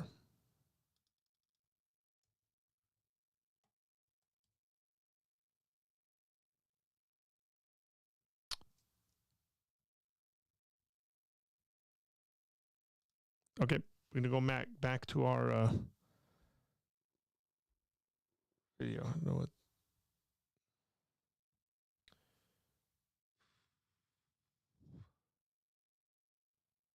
But they remain, the West remains a civilization with deeply held moral principles. And so I would not categorize us as ignorant armies clashing by night. The tide of faith is coming back in, or he was wrong, Well, and it never really went out.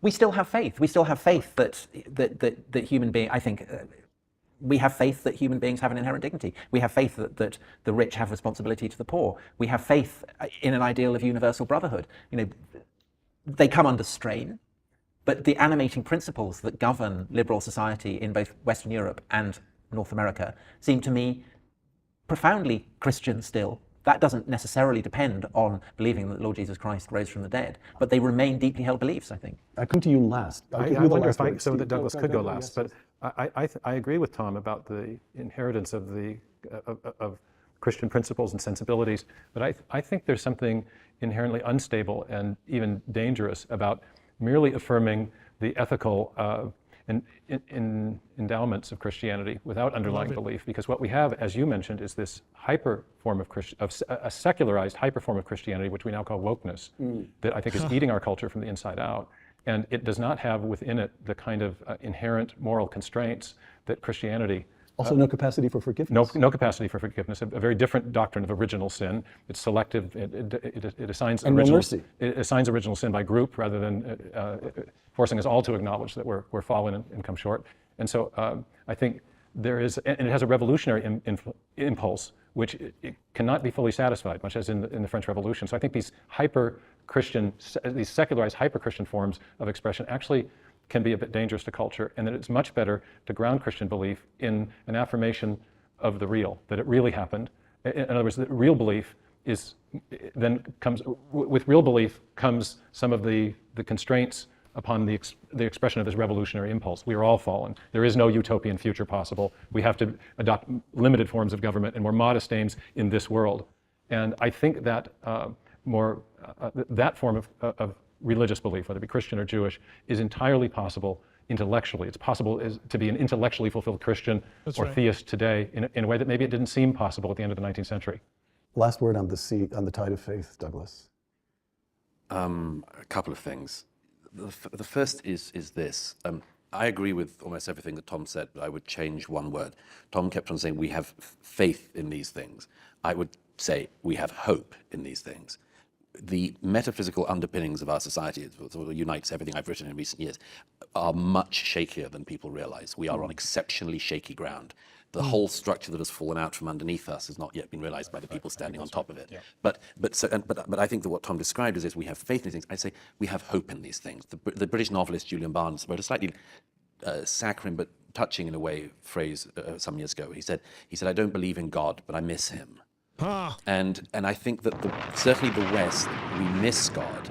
And there is this remaining, not faith, believe in God, but I miss him. And I think that certainly the West, we miss God. And there is this remaining, not faith, but hope. Hope, it might not be that the Christian faith is true, but a hope that there is some meaning, some purpose, that we're not just here to eke out a living and have some fun, but that there is something beyond ourselves, something we see, we want to reach, and that's the hope in our age. Or the consequences of Christian belief that Tom or that they are can persist without the metaphysical foundation. Exactly. And the question is whether that's a real hope, a false hope, or one that is likely to be fulfilled. Currently, we are sitting on the tree. It has been very nearly successfully. It has very nearly successfully been sawn off, and we will see if we can remain sitting. Douglas Murray, author of War in the West, Tom Holland, author of Dominion, and Steve Meyer, author of The Return of the God Hypothesis. Thank you. For Uncommon Knowledge, the Hoover Institution, and Fox Nation, I'm Peter Robinson, shooting today from Fiesole. I think I pronounced it correctly. Fiesole, Italy. Phenomenal. You know, I could sit down and listen to these gentlemen just talk for hours. I really enjoy their conversation. And I hope you did as well. I think we got some folks that want to call in, and we're going to try this on the iPad and see if this is going to work. So let's wait.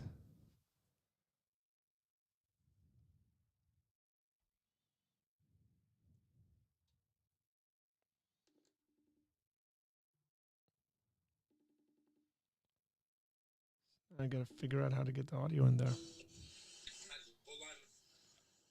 Okay, so for some reason, the audio is coming through the speakers of the iPad and not going into... Wait.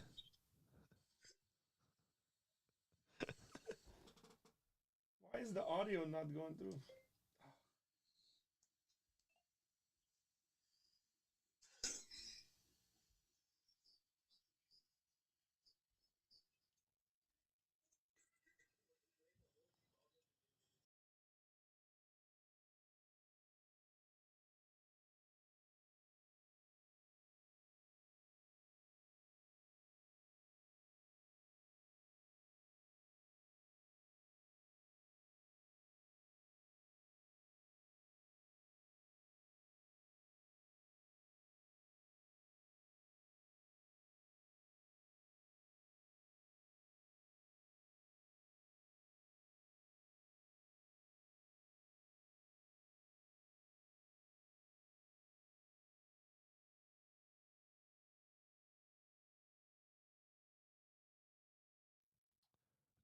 Give me a second here, guys. We're gonna try to call some friends.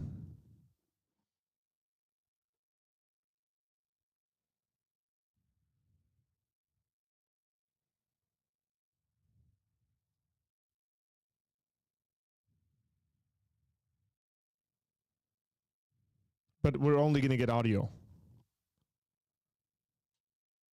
Gore, it was an amazing conversation. I thoroughly enjoyed these guys talking. You just learned so much.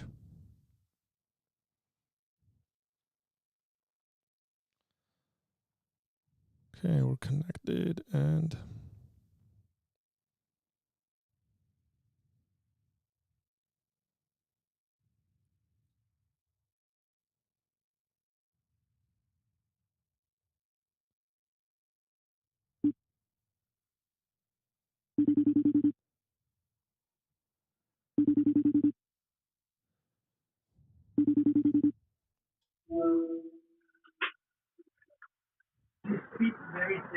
Wow, that's loud. Hey, hey. Can you talk? I want to see if your audio is coming through.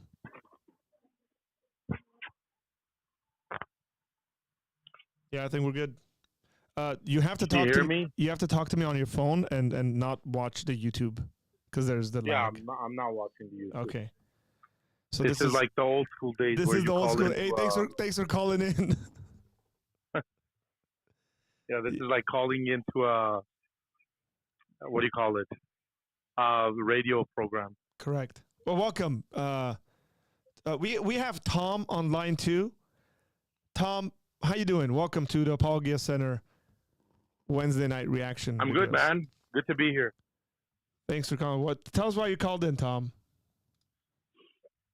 Well, I called in because we're having a men's retreat at Big Bear tomorrow. And one of the guys that I will not name was telling me that he's not going to wake up on time for devotional. So I was calling you to actually yell at him. Because originally I called our pastor, and our pastor kind of just took his side on it and said, leave the guy alone, let him sleep. But I just thought if we're going to a men's retreat, the men need to wake up on time for their devotional. Yeah, so I would say be a man, wake up, and do things that are uncomfortable for you.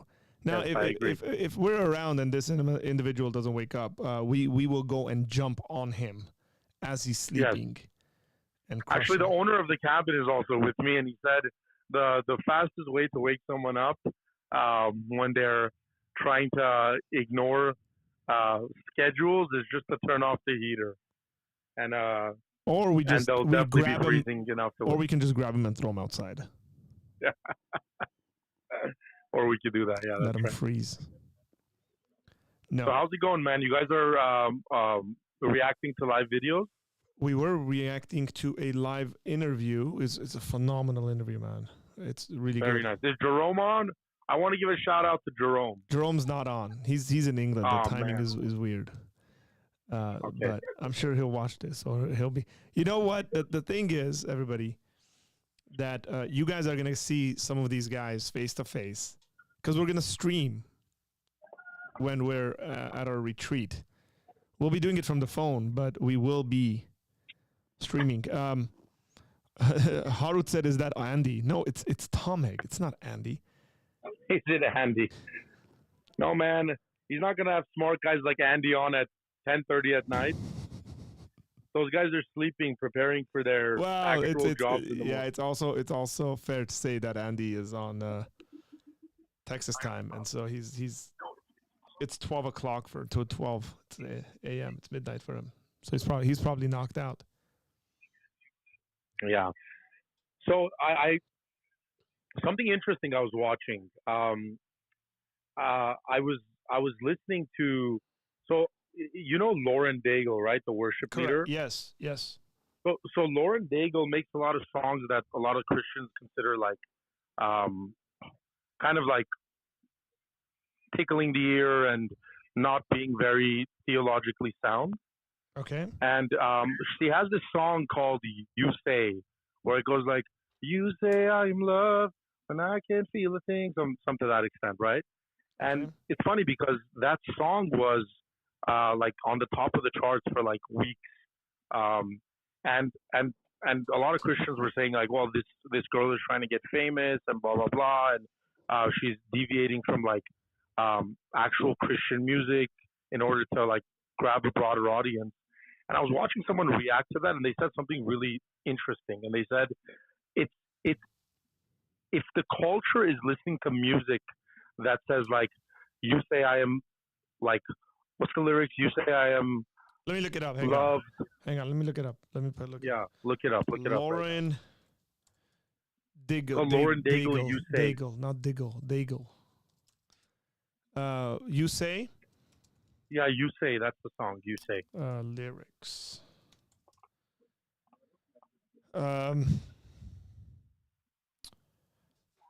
I keep fighting voices in my head that say I'm not enough. Every single lie that tells me I will never measure up. Am I more than just the sum of every high and every low? That experience, right? Remind me once again just who I am, because I need to know. Yeah, and then go to the chorus. You say I am loved when I can't feel a thing. You say I am strong when I think I'm weak. You say I am held when I'm falling short, and when I don't belong, oh, you say I am yours. Yeah. And I believe, what you say of me, I believe. Yeah, so obviously, like, just looking at the lyrics like that, you can make the argument that, you know, like, this is not Christian music. Like, this is not theologically, let's say, heavy, or even you could go as far as to say it's not theologically sound. Wait. But the argument this person was... hang on. So, Yeah, so following that, she says, the only thing that matters now is everything you think of me. In you, I find my worth. In you, I find my identity. Yep. So, okay, so when you say it's not a Christian song, can we distinguish between like worship music and then something being a Christian song? Yeah, so it's worship music, because she was originally like a worship leader, right? So she sang at churches and things of that sort. Yeah, but so what? This is not a worship song.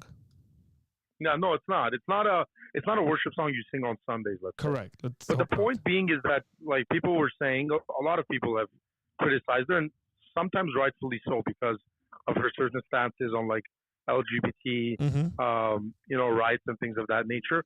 But that's not the point that this, like, reaction was trying to make, right? They were saying, like, the reason that a song like this, coming from a Christian artist, is making it to the top of the charts is because the generation currently is having a lot of issues, right? Correct. Like identity issues. They're having issues of self-worth, suicide rates going up. So this guy was saying that instead of, like, let's say, judging this song and saying Christian artists shouldn't make music like that, he was saying look at it in a way where, why is it that songs like this are resonating so much with the young generation and making it to the top of the charts? And that's because maybe as Christians, we're not talking about the issues that are prevalent in our society. Yeah, so who is this guy that was saying this? So it was Todd Friel from Wretched. Yeah, he's right, and I don't agree with him. So Todd Friel, Todd Friel was like, forget who she is and forget the song in itself. Just think about why this song is at the top of the charts, and maybe as Christians, we need to talk more about these things. Because this is what the society is struggling with. Yeah, so it's not necessarily a bad thing to talk about self-worth and your identity in Christ and how he makes you strong when you are weak, because this is what the generation is looking for. And I thought it was interesting, especially coming from Todd Friel, I know, who generally wouldn't take a stance like generally heavier. Yeah, exactly. Yeah, look, I would agree with what he's saying. I'm sort of looking up. So she's 31 years old. Okay, so she was born in 1991. Dude, that is a very fair and correct analysis. I don't see, and Christians need to realize that there's nothing wrong with a Christian singing songs that aren't per se like for church. Right? Yeah, like, exactly. Like we wouldn't make this an issue. The way I think about it is, like, let's say she was a composer, or you got any Christian composer, and they composed some song, right? No lyrics. We'd never make an issue of this. Yeah, exactly. And she's making a song of the way she feels, and obviously it's poetry, it's a song. It's not meant. It's just their experience. Most music and stuff like that comes from people's experiences. And it's just as her experience about, hey, man, like, I got these thoughts. There's all this stuff about, like, me being worthless and stuff like that. But no, there's one that gives me worth. There's one that gives me identity. And again, we have a crisis in our society, I would say, with folks not having meaning and purpose in their lives. And that's why they resonate with this. I remember when I was in high school, this is when I was having my existential crisis. Okay. I don't know if you know this, by the way. And I got hooked on a song that was really popular in those years. And the chorus says, and part of it is because I had this kind of revolutionary, rebellious kind of ideology. And the chorus said, we are the youth of the nation. Right? So this was the Youth of the Nation by POD. And that resonated with me as a non-believer. I mean, it was years later I found out that the guys involved in POD were believers. So same concept, same thing. So the reason it's weighing heavily on me a little bit is because it's kind of like what Andy was talking about when he joined, like when we were having that psychology discussion and like what people are going through. I feel like Christians tend to run away. Like we point out like societal issues, right? We say like, you know, young people are like this, they're listening to this type of music, they're acting in this way, blah, blah. But then when it comes to actually like being part of the solution, we tend to be harsh with those things. And we tend to be like, well, these people are doing these things incorrectly. Like the world is responding to these issues incorrectly.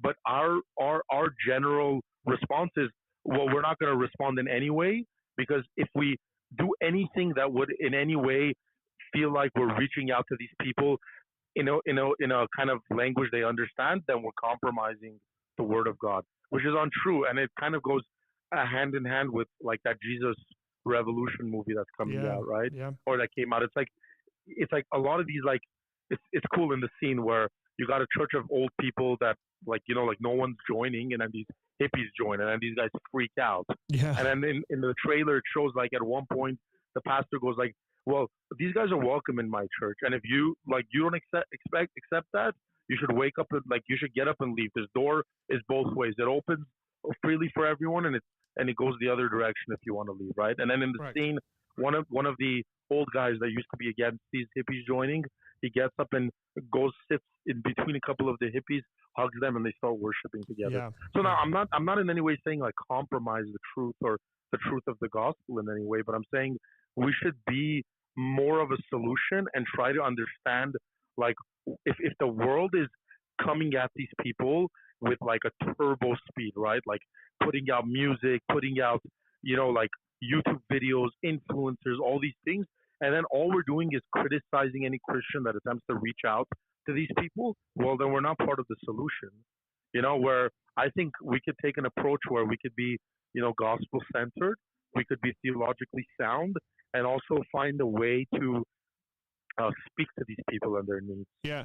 You know, Tom, one of the things that I think about is that this is an issue specifically with American evangelicals, like non-denominational evangelicals. Yeah. And partly because we love turning everything into a ministry. Like we don't allow for people just to live their lives. And it's funny because you can't do this with everything. Like the guy in your church who's a mechanic, like you can't turn that into a ministry. Right. Yeah, exactly. But the guy who's a musician, you can turn that into ministry. And as you're a musician, so you understand what that's like, right? And then we make these weird like distinctions between like, oh, are you doing Christian music or are you doing secular music? It's like, why can't you say you're doing music? Because you don't say, are you doing Christian? Are you Christian? Like, are you doing mechanical work, like Christian mechanical work, or non-Christian mechanical? It's like it's a car. I work on it. Yeah. Now, running a business and being honest and the ethics that comes into it, obviously, as a Christian, you got to incorporate those and understand those things well. But in my mind, it's unnecessary. And maybe some of the stuff that Lecrae has said, and he got like quite a bit of pushback on this stuff in the hip hop kind of world, where he was like, dude, I'm just doing music. I'm a musician and I'm a Christian. So you're going to see this stuff in my music. Like I resonate with that. Right now, again, like I don't know what the last Lecrae song that I listened to, but like the reality is that we can't turn everything into some kind of a like Christian X, Christian Y, because you can't do that with anything. And there's a difference between being like purposefully theologically inaccurate, correct, versus creating music that is vague, where like you're not necessarily trying to, let's say, present the gospel in your music, but you're also not, putting anything out there that's false. You're sort of making music where, let's say, if a younger person resonates with that, and they go like, well, this is a good alternative to the other garbage I listen to, Mm-hmm. and this is actually lifting my spirit up, etc. And then hopefully, if that person isn't, a complete, like false teacher, well, that can lead. Then it can lead the person who's listening into, let's say, worship music that's more theologically sound, or a church that teaches them these things that they should know. But like, we shouldn't like shut every single door into the world, or like criticize brothers and sisters who are attempting to do some of that music, because Yeah. again, like you said, like in any other world we wouldn't do that, right? If someone is like a very good doctor, for example, Yeah, like and they're doing their job very well, well, part of their ministry is just how well they do their job. And then, hey, this guy does a really good job, he's a great heart surgeon, and oh, by the way, he's also a Christian. yeah. And I trust this guy. This guy's ethically sound. He's always taking care of me. So there's different ways to reach out to the world. But for musicians, it's the toughest, because they're always speaking. It's like they're always Correct. putting something out there. You know, And like, I had an issue like this with some parents. Last year, I was teaching a class, and the curriculum that we were using was a classical education. It was from a classical academy, and the way it was set up was essentially the way the entire history curriculum is set up is that you start with Greek mythology. Okay, and so I'm teaching through Greek mythology. Like, yeah, it's essentially at a kid level. We're reading the Iliad, the Odyssey. Like, we're not really. It's like we're just reading the stories. But some of the parents of the kids, actually, who some of the kids' parents who were Christians, were actually complaining about it, saying like, how can he be teaching that? And he's a Christian. He doesn't believe that stuff is true. yeah, And wouldn't that confuse our children? And it was very interesting, because it was not even a thought I had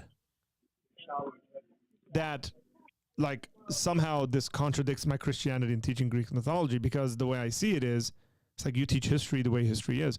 You teach that the Greeks believed this, and here's what it is that they believed. And it's like trying to kind of, I don't know, it's like an internal censoring of sorts. It's like, what do you do when you're a Christian and you're a teacher, and then you go, oh no, you can't teach that stuff. It's like, no, it's like, let's just say it's history, right? Like, you got to teach all historical facts. Say Christians did stupid stuff, you got to teach it. You can't be like, oh, we're going to ignore that Christians did that stupid stuff. yeah, exactly. Well, I listen. I got to drop because I'm borrowing the phone here. Yeah. But that's been something on my heart that it's kind of been a bit of a burden, because I've also been one of those that has probably criticized Lecrae on some of the stuff he puts out. But I just want to be careful, and I guess the reason I called is somebody's like, why did this guy call in? Is because I just want to encourage like Christians who are listening that, listen, there are real pains and issues in the world, and the more time we spend like criticizing each other means the less time we have to actually deal with these issues, like in the world. And we should be the light of the world. So if that means, understanding the world's struggles, and then kind of changing the way we evangelize or speak, with not compromising truth, but being able to reach that person, that young 15, 14-year-old, where he is in his life, which is a lot different from, let's say, a lot of us who are more in our mature years. It's like that kid listens to something in the world about his identity, and his entire world is turned upside down. Correct. And as Christians, that's the moment we need to come in and say, hey, listen, your identity, the identity that the world is trying to give you, or the identity that the world is encouraging you to find, that's not the true identity. But also, by the way, the identity that Christ wants to give you is not like against what you're seeking. It's actually like a confirmation of what you're seeking. It's that he gives you that peace and comfort and and he bears your, heavy burdens and your load, and he cares for you. And I think if we can keep that in mind as we're reaching out to the young people, well, you're going to see a massive amount, kind of like that hippie movement, right? You're going to Yeah. see this massive amount of young people turning to Christ because, hey, the world is not giving me the answers to my identity. Suicide rates are going up. Maybe Christ can do that for me. Correct. And yeah, that's basically what I wanted to share. Thanks, man. Appreciate Yeah. it. God bless you guys. You Love too. you guys. And I'll see you tomorrow, brother. Thank you. See you. Yeah. So amen to that. Amen and amen. Double amen. Man, like we need to chill as Christians. Really would. Like if somebody's an artist who draws paintings and they just draw their experience of a certain sort and we criticize them for not making it gospel centric or something like that. Like again, we wouldn't do that. We'd say, wow, what a beautiful painting.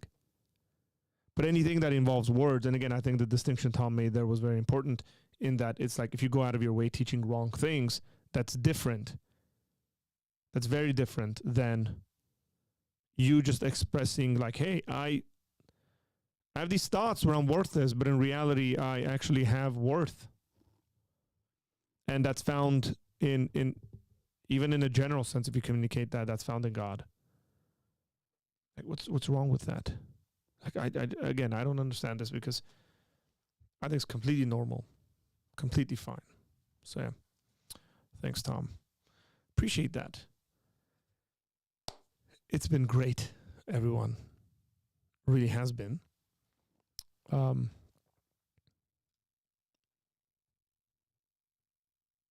If there are any more questions, we'll address them and look at them. If not, then I think we'll call it a night because we're at 1 hour and 52 minutes for tonight's stream. But as we wait for these questions to come in, I would like to promote our Patreon page, ladies and gentlemen. If you would like to partner with us, go to patreon.com/Apologia Center, and you could become a patron for as little as $5 a month. One of the things that I think is interesting, some of these video replays that we do get taken down because of copyright issues, but we can still have it unlisted and give people access on Patreon, as far as I know. So it might make sense that for at least the Wednesday night reactions, because we want to be able to play those videos. And if YouTube says you can't have this up there, but we can have it unlisted and then put it on Patreon, we want to give access to that for our Patreon folks. So I might see whether that's a possibility. Well, depending on whether this video is going to be taken down or not. We had a video we did the other day, which had a song in it that we reacted to.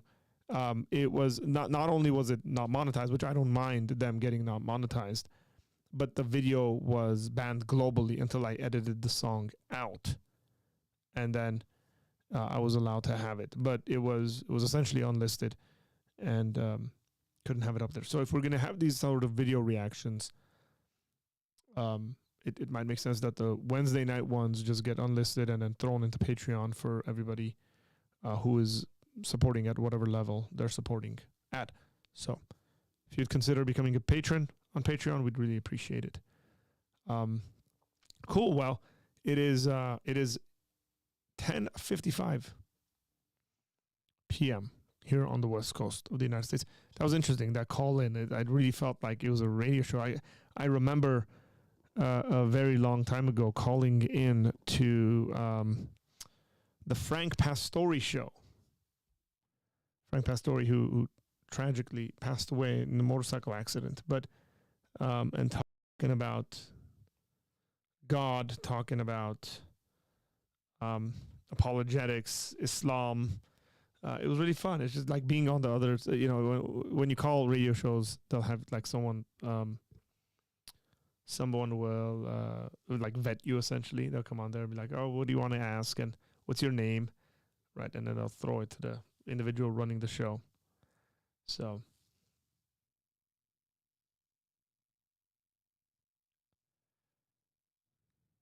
Emil thinks this is funny. Anyone down to give up Lent for 40 days? Emil, for that, I'm going to give you this. Just the evil laugh.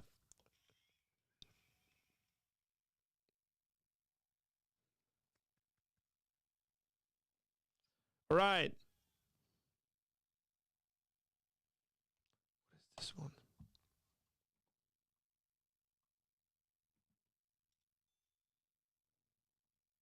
Oh, I could have played that.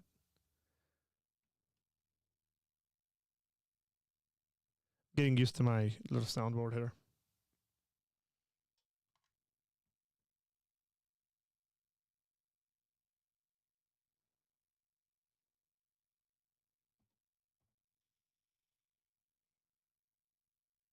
That was loud.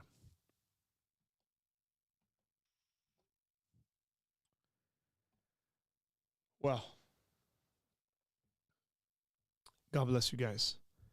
And I will see you guys sometime this weekend. We will go live at one point or another, just not during the regular hours that we go live. At least not this Thursday, and which is tomorrow, and then not this Friday. Okay?